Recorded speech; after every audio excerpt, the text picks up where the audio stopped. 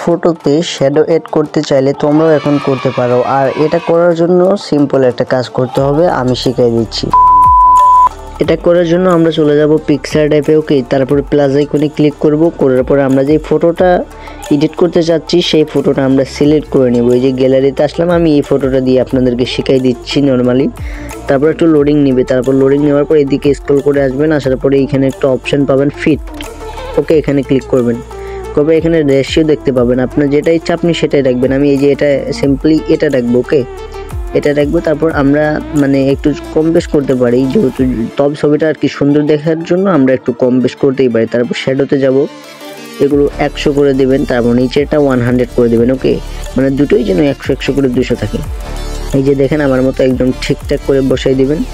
হয়তো একটু নড়াচড়া হতে পারে, সেটা আপনারা ঠিক করে নিতে পারবেন। যে দেখুন আমরা এইভাবে রাখবো ছবিটা, এরকম সিম্পলি আর একটু মানে ছবিটা ছোট করে নিব। আমরা আর একটু বড় করে নিই, ছোট থেকে একটু বড় করি। ওকে, একদম ঠিকঠাক আছে। এখন আমাদের কাজ কমপ্লিট। এখন আপনারা উপরে সেভ আইকনে ক্লিক করে ছবিটা এক্সপোর্ট করে নেবেন। এখন দেখুন আপনার ফটোটা রেডি।